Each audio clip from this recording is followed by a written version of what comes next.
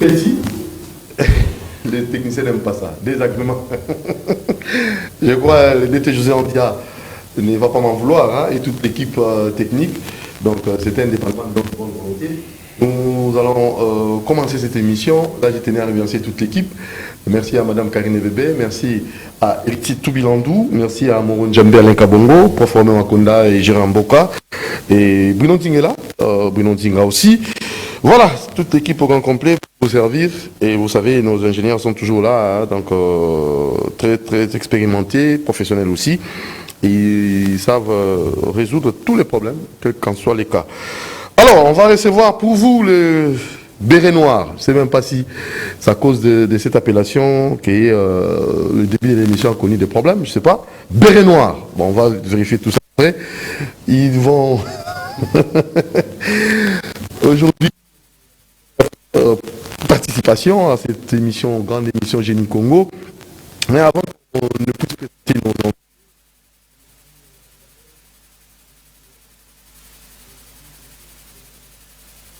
nos téléspectateurs fidèles qui nous suivent sont nombreux, hein, en train de nous suivre. Et je vais penser particulièrement, exceptionnellement, à Madame Annie Moujani, qui est très très fidèle, donc une année de fidélité, et nous ne pouvons que vous récompenser pour cette fidélité, hein, à notre programme, à cette émission. Merci beaucoup. Elle nous suit, et puis la terrasse Blessing en face de l'université Cardinal Maloula, Maman Annie Moujani. Merci beaucoup pour tout ce que vous faites. Et je n'oublierai pas aussi Fanny Kombele, elle travaille à la banque Ecobank, elle nous suit aussi, elle est très fidèle à notre programme. Et Yasmine Léani aussi, voilà, meilleur vœu à vous. Et je n'oublierai pas à M. Bienvenu Antimbanda Nancel et Mme Mani Ekembe, Keren Antimbanda et Naomi Antimbanda depuis la maison Keren sur l'avenue Suisse 42 bis à Lipen. Et l'agente, c'est Madame Charlotte Moulacha, maison Keren, c'était les ossements. Pour vous qui voulez peut-être vous concentrer, parce qu'on reçoit un pasteur aussi qui sera avec nous, il est avec nous ici. Si vous voulez vous recueillir et passer des moments agréables en communion avec le Saint-Esprit, il y a un site bien aménagé sur l'avenue Suisse 42 bis à Lupen, la maison Keren, et vous allez trouver une sorte de bibliothèque et pourquoi pas aussi des salles de conférences, et voilà, vous recueillez comme il faut. Alors, je commence par monsieur. Ah, c'est qui, hein?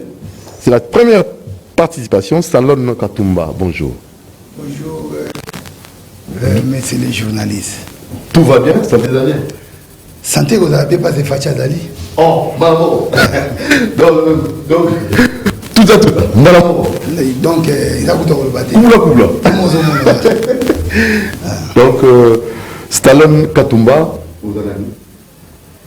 Stallone Katumba, fondateur. Il y a les bérets noirs. Bérets noirs, des Fadji. Et ils allaient mouvement aux soutenir chef de l'État, Action Naye. Donc, tous ont accompagné chef de l'État. Vous êtes pour Fatia Dali. Pour Azali. Vous avez bien. Congo Zabie. Congo Zabie. Voilà. Merci, Pasteur Alain Ntamboui. Bonjour. Bonjour, monsieur les journalistes. Vous avez. Nous allons coordonnateur adjoint, il y a un mouvement et les associations, il y a Béret Noir. Béret Noir. Oui. Merci beaucoup, Pasteur Alain Ntamboui. Et de l'autre côté, il y a monsieur Deogracias Kibongue. Et je crois que c'est le docteur Kibongue que nous tenons à saluer de loin. Oui. Boni, santé bien. Oui, santé là. Béret Noir, vous avez dit quoi? Secrétaire général. CG. Des Béret Noir. En reste. Oui. Très bien. Alors, on va rapidement inviter tout un peu comme Bajini du jour, mais seulement tout le monde. Pourquoi Béret Noir, hein? Fondateur Stallone Katumba. Béret Noir pour l'anime. Parce qu'il y avait aussi des bérets rouges à l'époque. Merci, les journalistes. Nandenge Olingo Eba source, provenance, embouchure. Il y a les bérets noirs. Donc, béret noir, d'abord, histoire et bandit Wapi. C'était en 2013. boyebi que en 2013 président Tshisekedi papa paix à son âme nde azwaki élection aganyaka na baélection nde esalaka ke asengaka imperium soki botali bien na bilili na bino toza bato oyo ya victime ya 2013 oyo bakangaka mpona makambo etali imperium ya Tshisekedi na Guillaume Ndongala tozalaki ngai mama na ngai verdict oyo mpe azalaki ndeko na bino journaliste oyo balakisaka biso na télévision tobimaki na misi ya 2014 alors non kasi balobi ke biso nde tozoluka imperium ya Tshisekedi voilà nde omoni ke na ANR bakangaki biso bazwi mbongo ya mboka mpona koprésente biso bato bazoluka imperium ya Tshisekedi yango nde mpe elakisaki kokanga biso mpona koluka imperium elakisaki ke Kabila azwaka te parce biso bino okolo ozwaki te il faut tokanga bato mpo bango bakomi koluka siko imperium ya moto azwaka élection nde bakangaka biso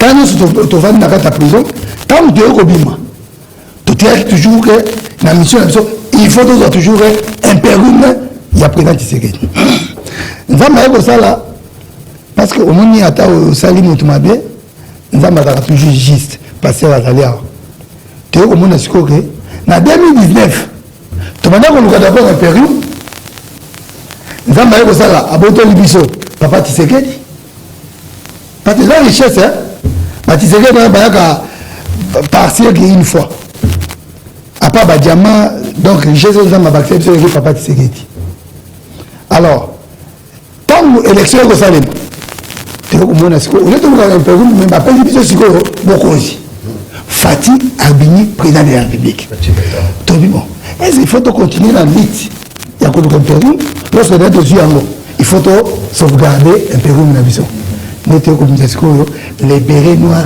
de Fati alors c'est les bérets noirs de Fati voilà mpona nini mpo to accompagner mokonzi ya mboka oyebi na bacontexte oyo mokonzi ya mboka azwaki bokonzi azalaki na bandeko na biso tokobenga bango banemi te bandeko na biso ya FCC accord na bango mibale basalaki ezalaki nini mpo bato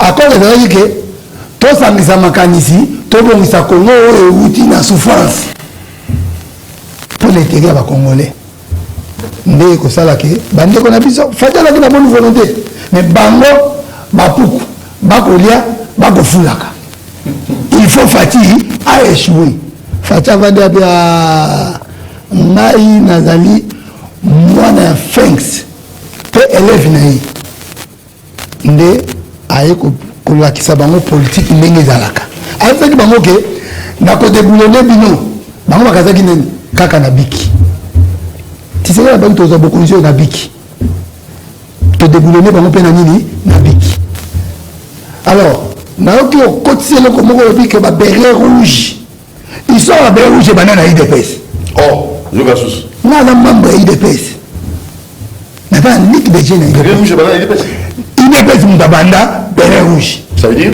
Sylvain Mutombo à l'époque excellence bonjour place ozali ntango Sylvain Mutombo d'abord maître avocat combattant engagé na kati ya IDPS nde abimisaki parce que na IDPS tozalaki na faute du progrès tozalaki na défensif yaki kobimisa baberet rouge apatiaki ntango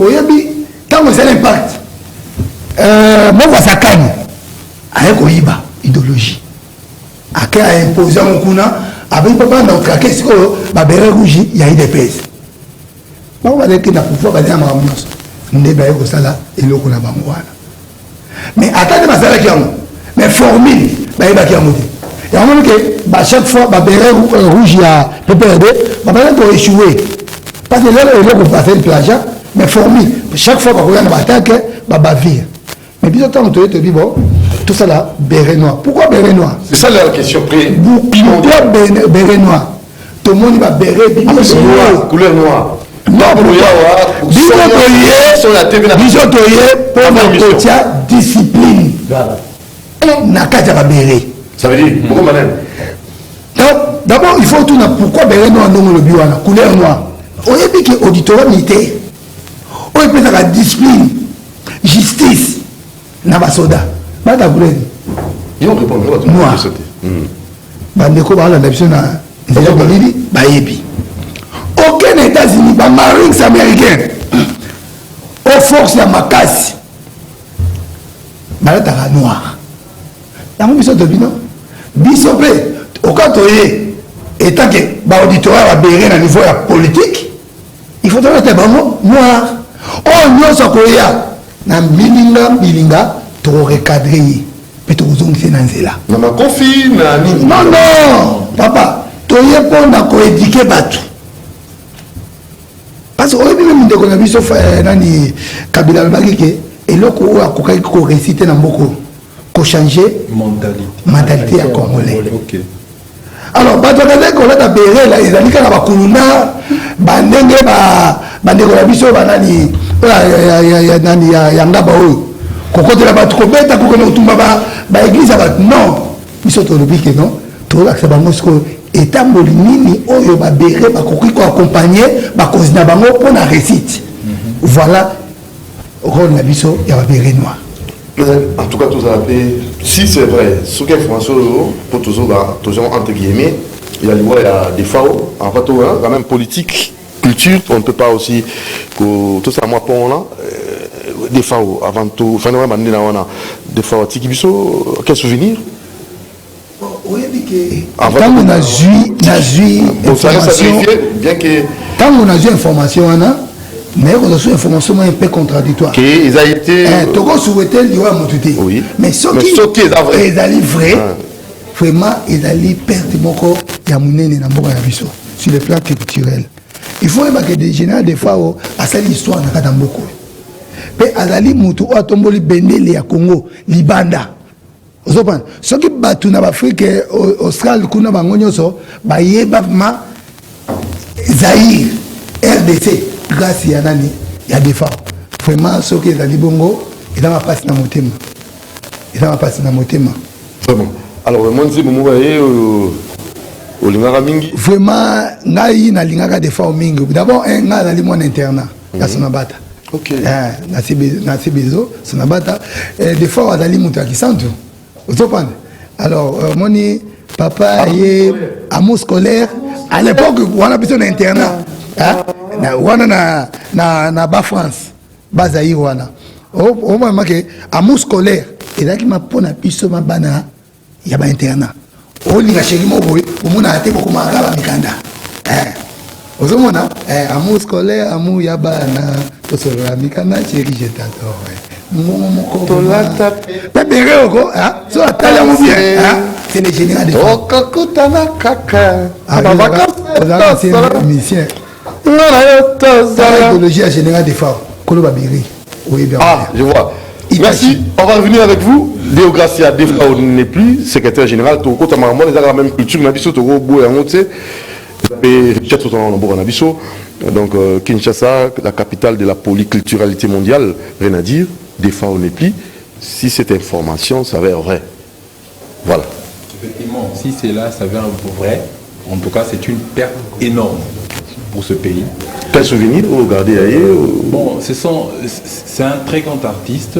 J'ai eu aussi l'occasion de découvrir le général des FAO au travers des ondes télévisées, ainsi de suite. Bon, la musique, dites-moi, je ne suis vraiment pas ancré dans ça, mais ce sont des artistes, en tout cas, qui ont pu porter l'étendard de ce pays. En tout cas. Alors, nous ne pouvons que souhaiter condoléances à la famille biologique et aussi à la famille artistique.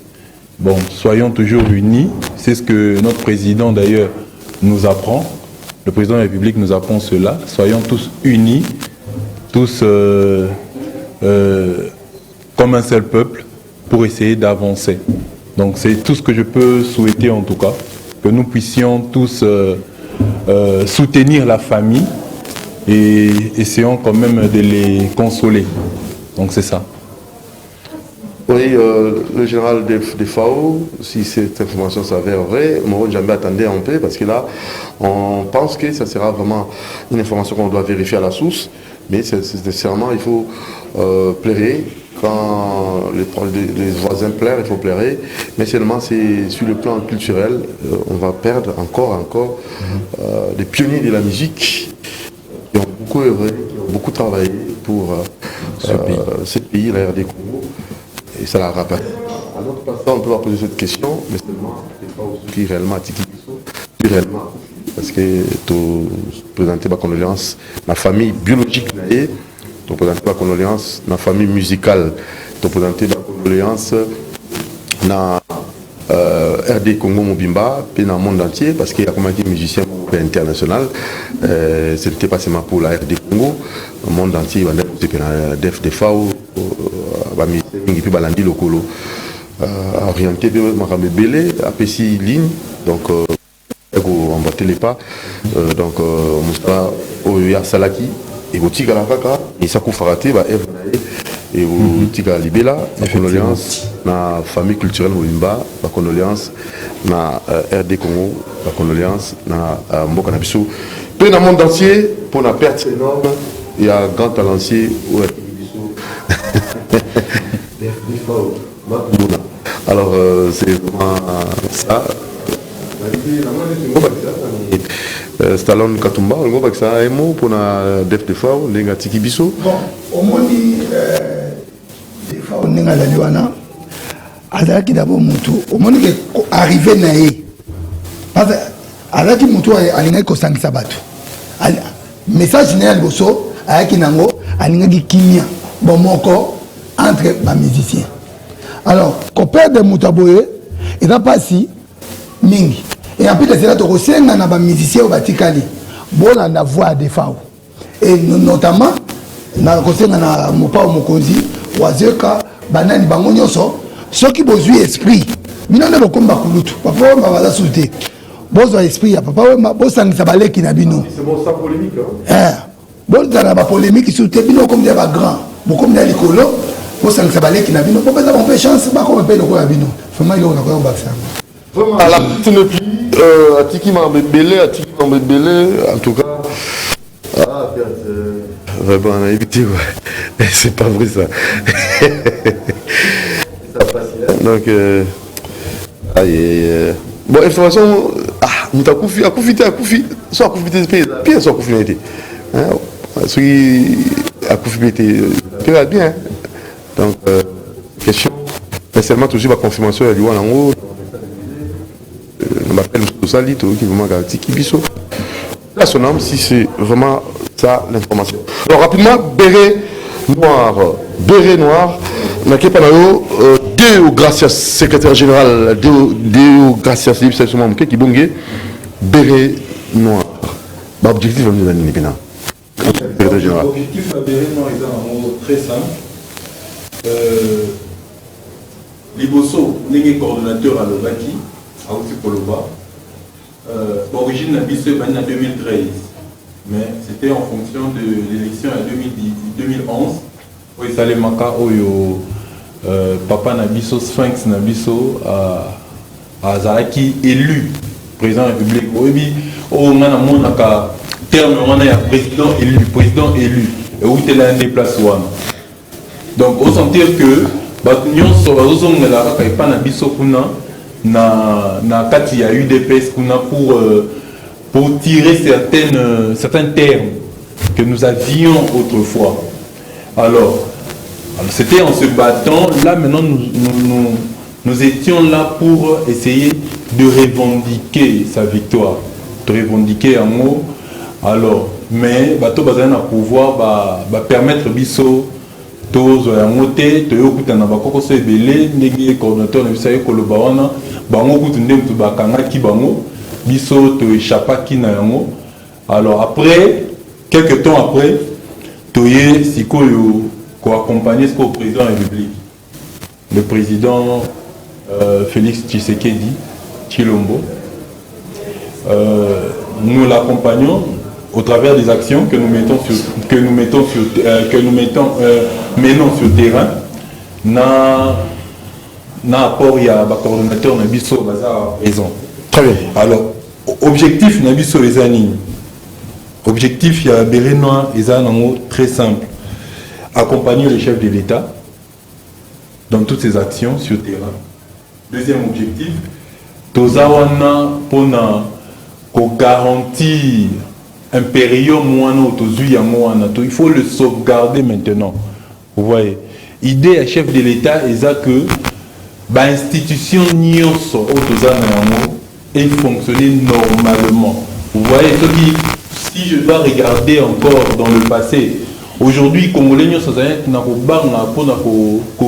pour faire valoir des droits qui sont normaux, des droits constitutionnels. Aujourd'hui, tout le monde parle. Aujourd'hui, tout le monde passe à la télé. Aujourd'hui, tout le monde se permet même de faire des remarques au pouvoir en place. Pourquoi? Parce que Tomemi et Lokowana, le président Félix Tshisekedi a emmené cette affaire-là, la justice. Il a emmené cela. C'est vrai, ce qui apparaît judiciaire, les autres fonctionnaient bien. Le bec, on a discours, faute à lui. Il faut que les hommes prennent conscience. Donc nous sommes là, nous accompagnons le chef de l'État. Nous avons beaucoup d'objectifs aussi. Nous prenons aussi les valeurs. Ouais. Aujourd'hui, quand vous regardez, vous verrez que nous sommes en train de dégringoler en fait. On n'a plus de valeurs. Ouais. La jeunesse a perdu sa valeur. Il y a le banditisme partout, à outrance même. Donc je ne comprends pas.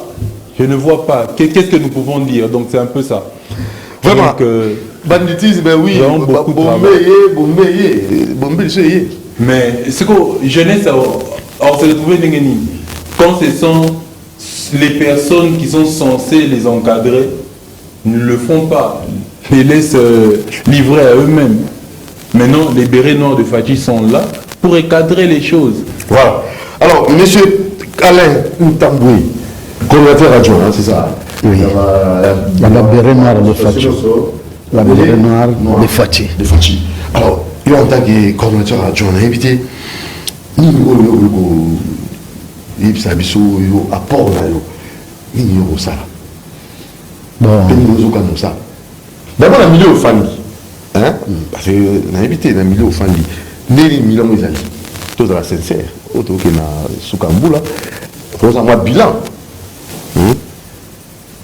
Bon, na milieu oyo famille ngana fale tout d'abord eloko ngana kolo beza ke toza na kati ya ko sensibiliser, toza na kati ya ko soutenir mouvement ya chef de l'État na et pas bateau puisque tozo mona misala malamu oyo chef de l'État za na kati ya kosal sogo tali na mboka na biso premièrement état de droit ezalaki.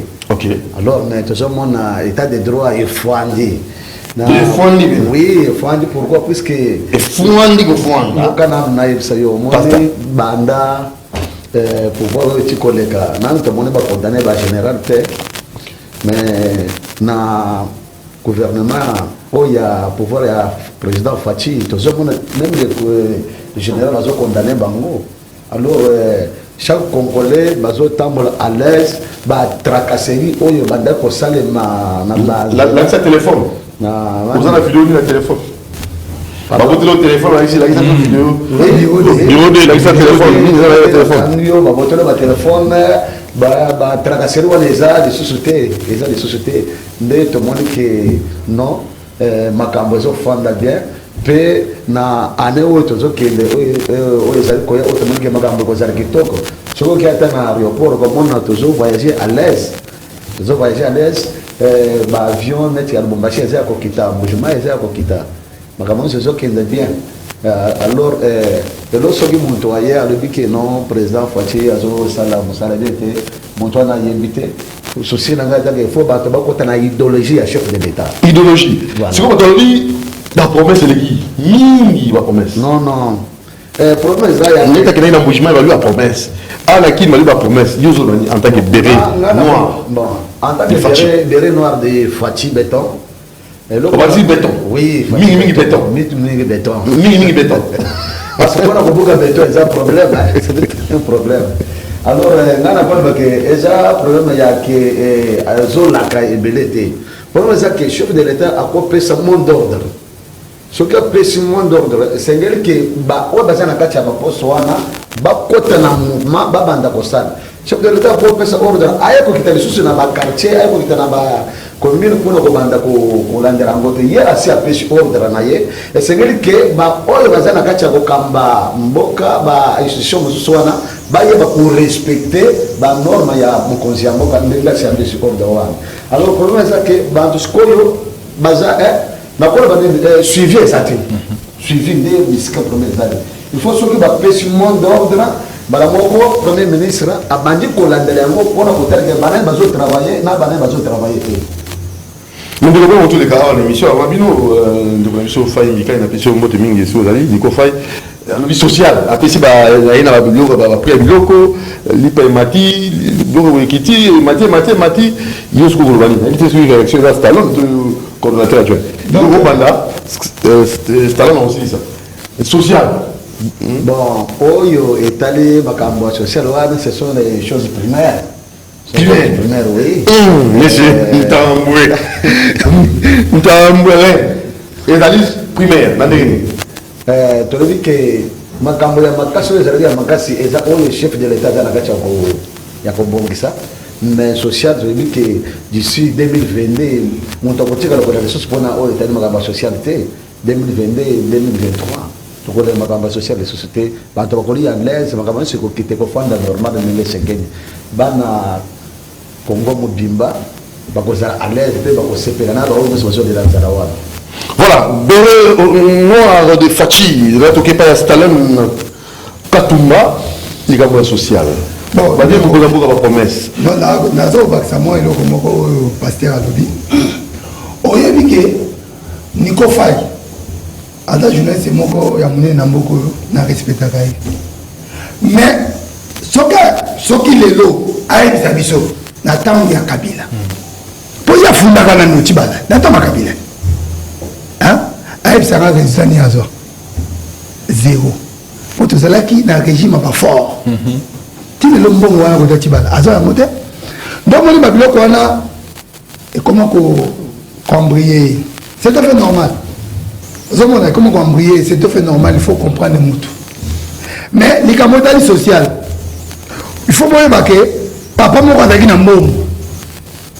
Pour moi, je suis fatigué, béton, pilote mécanicien. Pilote mécanicien, pourquoi? On dit que Moko est dans l'avion. Kabila dit après si avion, na pilote, on est pour remplacer. À Kati Kati va signaler. Si pilote a encore dans la avion, à commencer à monter.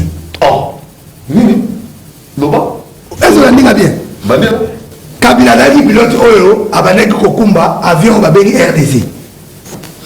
Tant qu'il y a le moins, parce que remise et reprise l'année qu'on a eu, pilote Moussou, Kabila a dit, à quel qu'on a Katikati, Bassinga, réacteur, Banin, tout, a dit bon, ça va. Pilote, Mata, au démarrer. Mais on a vu ça aussi. Félix à côté, on s'est bien. On a fait un rapport à télébébélé. Et comme a dit. Félix à côté, Vani Nakita Tali. A Séni Bango. Ah. Singo, à Zongis. Singo, Bango a vu, il y a tout le canini à redémarrer. Donc, il va tant au Nyon Sotovanda qui n'a pas eu le Kamba. Tiba Singa à Baniko Zongis. Baba n'a réacteur monter à l'ibosé va niveau démarrer. Ouais, l'union sacrée. Casse. Alors, quand on va aller là, tout ça qu'on y a été, tout ça disait. Mais vous, quand maman, c'est là qu'il est papa dans la banane, mais avant d'ici, on côté à maman, il y a maman à Bango. Oh. C'est-à-dire que papa doit dire à Mongo. Pour maman, là, mais la banane, mais maman va venir à coin pour me la neige à Oh. Mais après qu'il y a Mongo, il y a bien au relais. Et là, qu'est-ce qu'il dit? Fatala qui dit bonne volonté, il nous kamba. Mbongo makam nyoso yangwa sala pesa social wa congolais. Il nous kamba bingai pour yoto lukum. Il nous kamba yewana na jani mabui kingakati. Tala bisibiso bona boy. Bino boye binini a échoué. Donc moni. Fatala ko sa lokote. Mais tant Fatala va dire ah nego luka neto ga solution moko intermédiaire.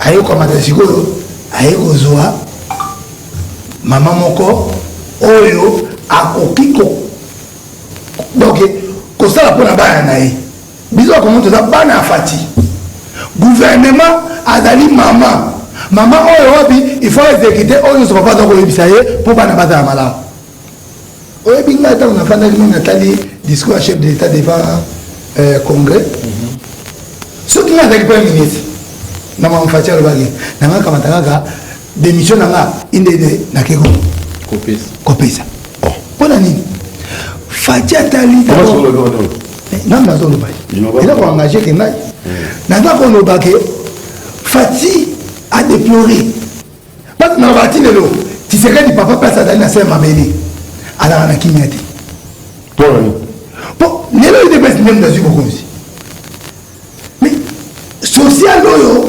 peuple congolais le peuple d'abord bato aza kose retrouve te bato retrouve te mpona mpona monte ya mabe ya gouvernement congolais même ataka makambo makambo kabila babike makambo makambo ebandaka tenga seka kabila mais so kabila aexécutaka yango te parce amonaka danger nango vis-à-vis ya peuple mais comment yo ministre oyo ye pemeni ya fati oyo okoti makambo ya rame gouverneur ngobila aya buki zando ayebisi président de la république 19 mois nazotonga zando kena koma nayebi te journaliste osokoma na zando oyo babuka o okota te kende otala ekoma kaka ndenge carrière ya mabanga nakobuka babanga de fer nyonso wana eza nini ese bato wana bazosoutenir chef de l'état yango moni ke tofete tobanda siko baaction ya kotelemela bato nyonso parce que toza mouvement ya pression nalobi ke même mokili nzambe asali mokili na promesse abandi d'accord na jeunesse 1 ezalaki nini création architecture na ye na jeunesse 2 abandi baréaction koréaliser abandi koréaliser c'est ça bino okanisi ke lelo soki mwana avandi mama nzala mais mama ke wapi ake zando na bambuteyage ya lelo mwana avandi kaka tozole te mama ye mwana olemba moko te eza na processus mpo biloko wana ebela ezobela mpona manene mpona bana lelo bon soki bato neti niko fai alobi ke bato basaka tuve te niko fai akende na onata lelo alobake bato basaka tuve te me bakotumba ye bafuti bato onatra barege na bango nyonso tande bato mazaki eza fati beton sabi ke mutu nyonso oyo se retrouve na makambo oyo concerne ye neti biso baparent likama gratuité naza bana baza 50 ans donc soki nafuta mbongo kuna 50 ans mwana jour mosalisinga papa journée de la femme basengi biso mbongo mais na comprendre mais mwana mobali basengi mbongo ya journée de la femme sani topesika 10 000 mwana mobali journée de la femme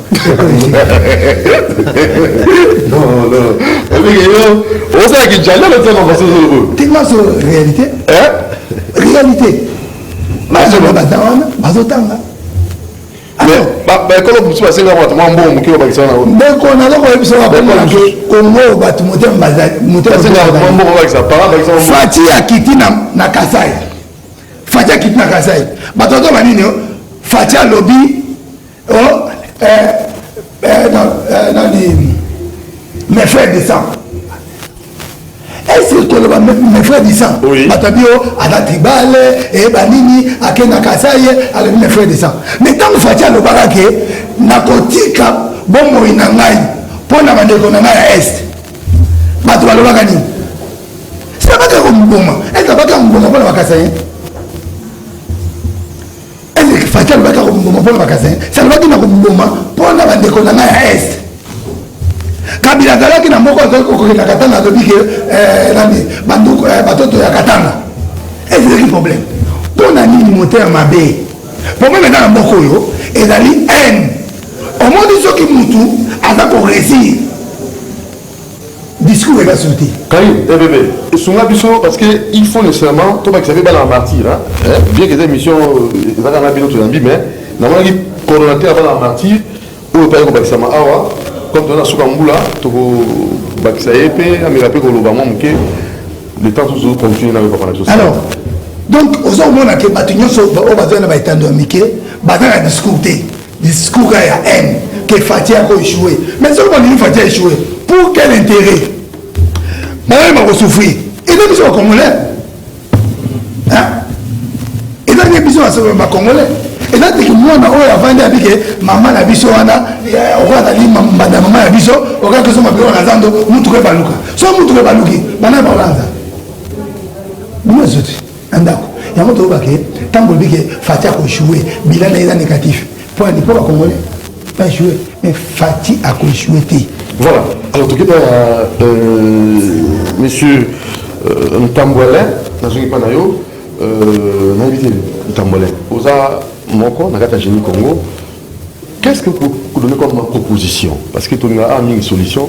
Dans ma communion, on a épinglé, Stalin Katumba. Est-ce que vous avez quand même donné des propositions, des idées pour la Mboka, pour la Biscat de Fandi, pour la condition de vie sociale dans tous les niveaux, à tous les niveaux, parce qu'on avait un pasteur, un homme de Dieu, en tant que coordinateur adjoint, qui a bévé Noir de Fati. On va continuer à développer ça, développer sa solution, il va pas le temps dans Mboka la mission. Donc, eloko oyo nauti koloba awa eza ke esengeli que tous les Congolais bakota na vision ya la vision. Oui. Comment on a la vision ya chef de l'État? Puisque souci ya chef de l'État eza ke mboka na biso ezonga lokola mboka bamindele. Lolenge bantu bazali na Congo baza koanvie mboka bamindele, pe bamindele pe babanda koanvie mboka ya Congo. Alors pour te comme na niveau wana tout autre chose na vision chef de l'État, puisque Azan a posé comme bongisa mboka. Alors c'est que les solutions sont toutes les mapona pour soutenir tous à la bomoko, tous na loboko, oyo bazali kopesa comme voie ya kosala, les solutions sont au quotidien pour na réussir que mboka na biso et que des bosso. De deux faut que banto bazala tout d'abord na bolingo ya mboka na biso. Puisque ce que tu as dans le mboka, bolingo ezate. L'air montazo tele mazolo ke ba échouer. Bon, et le colonier a contribué nango na kati ya Congo pour que Congo et réussir. Alors ce que on dit que ba échouer et sika songolo. Faut on fait ça moi idée, hein, au terme que tout ça la boy. Net de l'autre ça la bambouchage et belé. Pour na ngai na monike, ce que to serka ka ba route secondaire. C'est une route secondaire. Bambouchage est dans les sources na bon. Donc Congolais là qu'on se plaindre à leur place on pris sa proposition. Voilà. Congolais lui on a échoué pour les battre. Donc on nous validé. Alors bolingo ezate. Biso to que il faut tout soutenir chef de l'État que mandat na et Simba. Mais est-ce que na ba Nkakatano asokuta nango na bateau bazali na vision où a été bazou okota na vision na bino en tant que la béret noire de Fatima ça nini bon organiser la conférence de presse bon organiser une émission que béret noire est télémi pour la caution qui s'aventure sur Nicolas béret noire est télémi pour la caution qui s'aventure sur makati anzela pour te na 2022 awato banda ba action na biso pour la collecte été que béret noire ba télémi to zo télémi ba onyo so bazali ko kende libanda ya institution ya chef de l'État. Tous les termes de la manifestation de façon que mboka na biso etambola na ndenge sengeli ke etambola. OK. Alors tu es un coordinateur il y a un martyr, il est président il y a immeuble présidentiel. Donc cordon. Moi idée mon Alain au moni soko tali attaque na ville na zando côté nyonso wana. Ce qui va bongisa ka banzela nyonso wana basale biso ba parking. OK. Basale ba parking que chaque nyonso azoya atako somba ma eloko au parking mutu kanayo to na jeton to chelio esika wana. Ba jeton que avant que on déplacer au fouti na oui au fouti ma taxe ata ya 500 francs. C'est consomma. Toi ça da 500 francs na Congo mobimba. On dit que kokota combien? Parking kaka. Sauf que tu as attaqué, ça dit 2 heures, 3 heures, on fout 500 francs. Si on a ça la journée, on fout 1000 francs. Bon, tu as mis ça en bas comme bimba. Puisque tu as un parking à Moucha Bamito Kate. Est-ce que tu as un bon morceau à parking ou non? Non, on les allés. Non, tu es volontaire. Et pas avant tout, bazana c'est il y a une institution dans biso donc le premier ministre n'a pas fait ça de façon que basel ba parking ba bon c'est banzela basel ba parking muto so muto ke telemi alors basel biso na ba bank na kono so basali ba bank mbongo wana ezoke de la poche ya batu to tiango na bank hein ba juge to ba pesio to donc na mboka bindele so quand je muto ko telemi quelque part avant de le déplacer parce que na mbongo wana o tia basali biso ba moi parking basali ba moi que ce place wana o tia mbongo wana so ko talaka que c'est ça que na mbongo na mbongo muzute et que na mbongo bank o tia ko ga wana après ba yeba fongoli na ba oga charger muto ke telemi e fongoli bimise ba mbongo wana so to sele ba mbongo wana na Congo na biso donc mbongo ko talaka tia mbongo ko yi. Très bien. Merci beaucoup, Pasteur Alain Tamboué, coordonnateur adjoint à Béret Noir des Fachi. Alors, mon général Ngabou Kissassi, Boni Nagokito. Oui, merci pour la gestion barrière. Tous ça, bisogno so kotia la gestion barrière, maladie ali. Biso awa na kombo ya famille en général Kissassi Ngandu. Na lobby, d'abord, mode comme d'habitude, veut de meilleur. Na famille Tshisekedi wa Mulumba, veut de meilleur. Na famille Laurent Désiré Kabila. Et puis, na famille Nangamoko, il y a Général Ngandu Kissassi. Tolo Baboye, Ezali Malam, Mboka Ezo marché. Oui, moi, Mboka à côté Mboka Nabiso, à côté Mikakatano Ebele. Na Mikakatano Ebele à côté Nango, Ezali, comme c'est pas lui qui a déjà commencé avec ses problèmes de blocage. Tout celui qui n'évolue pas, qui n'est pas de l'Est, a toujours eu des problèmes à Kinshasa, qu'il soit musicien, et footballeur, quoi, Banda Lumumba, c'est comme ça le Congo à Kinshasa. D'où nous devons quitter de ça, il faut qu'on se dise la vérité, franc et vrai. Moutounio Sazali monte à Ouest, à Kinshasa, soit en matière de collage, on a problème. Pourquoi ça? Bilo aujourd'hui, ça va tribalisme, ni n'était le tribalisme, le tribalisme, Lumumba a été mort comment? Ce n'est pas à cause de Kassabou qui a signé la mort de Lumumba, parce qu'il n'est pas de chez lui. Kuna tribalisme est atteint. Non, mon frère, le problème n'est que Moutoutou, Jésus-Christ a commencé où? N'est-ce pas à Nazareth? N'est-ce pas en Israël? N'est-ce pas avec ses frères? C'est tous disciples. Montrez-moi quelqu'un de Grèce ou bien même de la France. Nous avons fief naïf. État coordinateur national de famille des martyrs, na bengi na ba Congolais comme je l'ai toujours dit. Tous asima mokonzi mboka. Je sais qu'azol ba blocage est belé. Mais ba blocage en déjà déblonné déjà. Calamité beaucoup vivre. Et deuxième mandat, beaucoup vivre, qu'est-ce que c'est la valeur? Comme je l'ai toujours dit. La grandeur du Congo, grand pays, grand peuple, grand esprit. Tous à niveau il y a ma réflexion pour le développement, parlons de développement. Tout est capable de tribalisme, pas de tribalisme, mais c'est le tribalisme. Qui n'a pas son tribu? Alors, moi, on a qui tribu, donc ici, Dieu m'a voulu que, comme ensuite était là. Alors, vous allez m'enlever moi d'être tété là. Et je dois être chez moi parce que je suis tété là. Parce qu'on ne dit pas que non, on a un tribaliste. Musicien, il y a Salaya, Oyaouti, Papa Mba, il y a des problèmes ici. Luamba, il y a des problèmes ici. Jibem Piana, il y a des problèmes ici. Lumumba, la même chose. Luamba, la même chose. Parce qu'il n'est pas de l'Ouest. Mais tout ça, ce n'est pas de tribalisme. Il faut qu'on se dise la vérité. Le complot de Genève contre une personne. C'est toujours Fachinda aux candidats.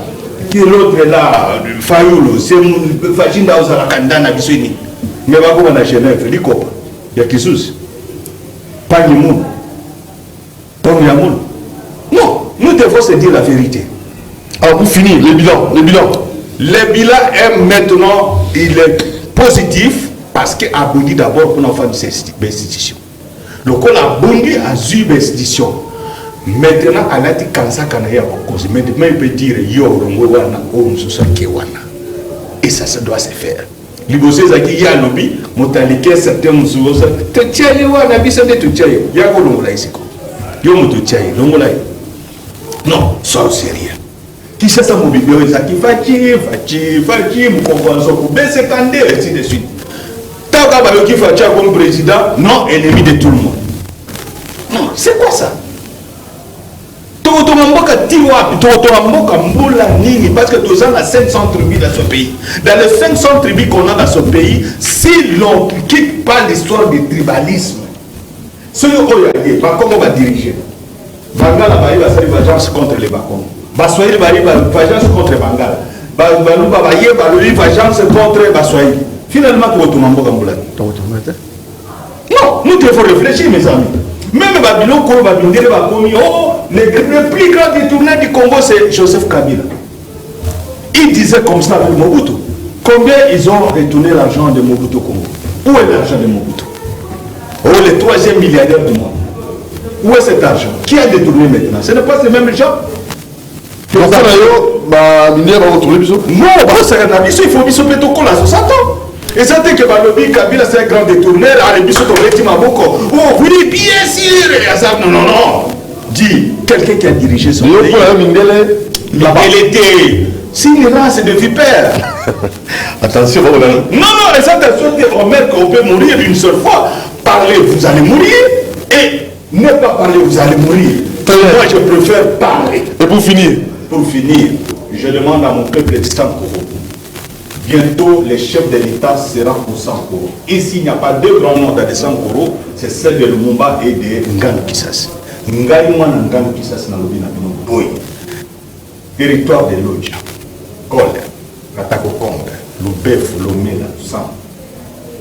Bino tout et sika chef de l'État Koma. Bola kisaye bolingo ya koloba. Boza ba koko na ye pour maman boti maman Marthe Azam Tetela. Vous comprenez? Bino tout boya kolakisa yeke a commis na mabela mi satire chez lui parce que Moutounio ça a mis ça libre chez lui. Merci beaucoup. Boya baye. OK. Nenge boya miye. Nebo binwana pona ngai. Moi naza déjà à l'avance. Nebo bimaki wana ba vanda bino pe ko garder en pona ye. Vous comprenez? 2023. Bon mais maintenant koko ya tambla ka te mokolo ya sasema mais maintenant koko na vilo atala mko. Aya o na role. Vous devez voter, vous tous. À 100%, nous avons la conférence nationale. Vous voyez bien.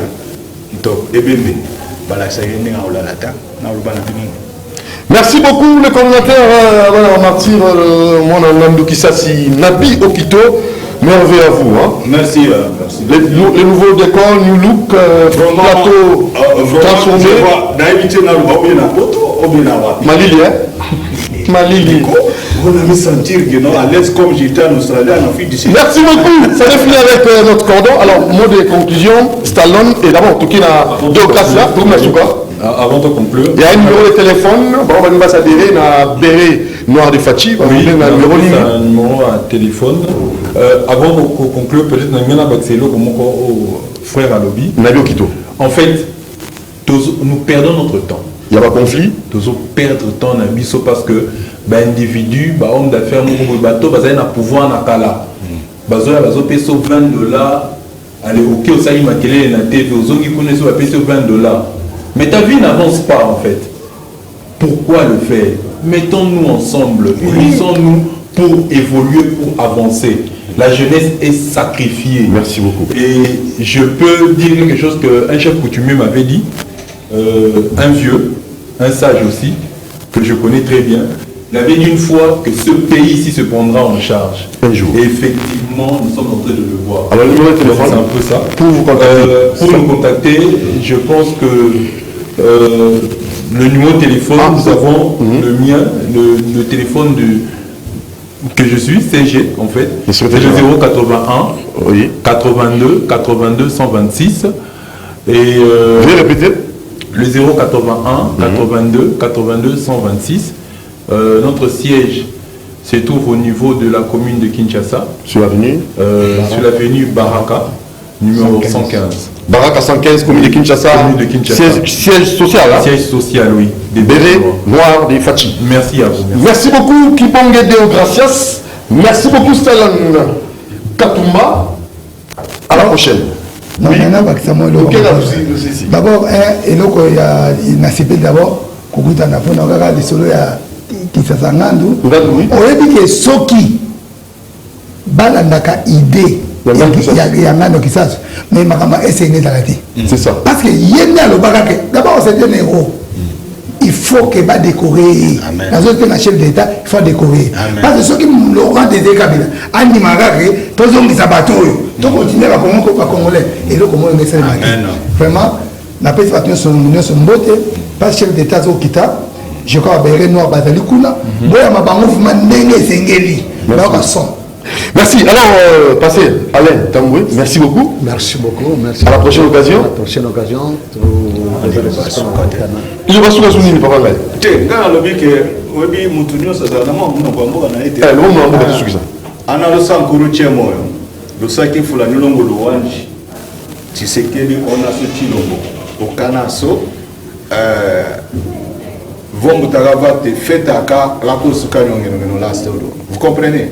Faites à quoi soukani ngeno la solo. Donc ça veut dire faites pas voisin et c'est bon. Merci beaucoup à toute l'équipe. Merci à notre très cher héritier Tugilandou Moron Jambé. Merci à Alain Kabongo, Prof. Makonda. Bruno Nzinga, Kif Oudé, merci. Djeramboka, merci José Andia, l'EDT, merci à qui d'autre? Karine Bébé. Doudou Monti va vous retrouver demain à 10h30. Pour l'instant, nous demandons de demeurer fidèles à ces programmes. Génie Congo, c'est votre émission. Le plateau est là, disponible à tout le monde.